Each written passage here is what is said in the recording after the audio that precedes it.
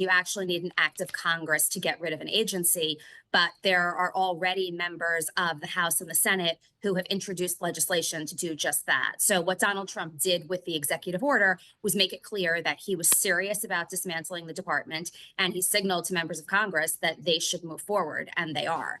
And this, too, is quite stunning for a variety of reasons.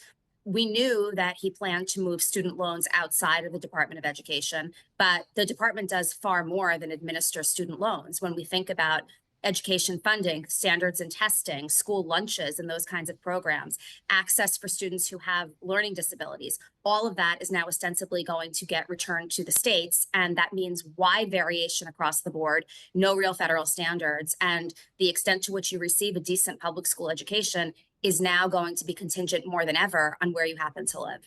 And we see a lot of universities here in the U.S. turning to the public markets to raise money as, I guess, a war chest and, against all this. Talk to us a little bit more. I mean, what is the economic impact of all this nonsense with the Department of Education?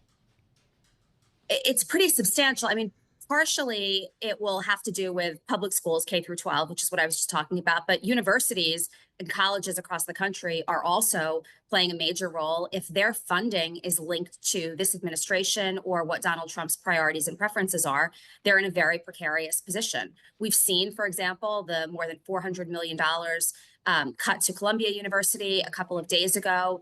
Penn received notification that it was going to be losing $175 million because of its transgender athlete policy. So universities and colleges across the nation now have an incentive to do two things. First, raise alternative sources of funds so that they can continue to exist if they're targeted, but also, to the extent possible, comply with what Donald Trump is asking for because they rely so heavily on federal funds.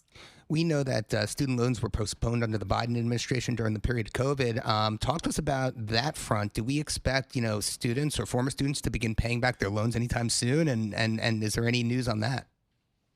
The tricky part about that is that the administration has said that they obviously want people to pay them back immediately, that they don't support the delays that the Biden administration implemented. The problem, though, is that they've gutted the people who are the ones monitoring this and the people who can actually share with students the amount that they owe and how they should go about paying this back. And so they seem to be at cross purposes with themselves. We'll see what happens. But the latest reports that I've seen suggest that neither the Department of the Treasury nor Commerce want to absorb responsibility for student loans.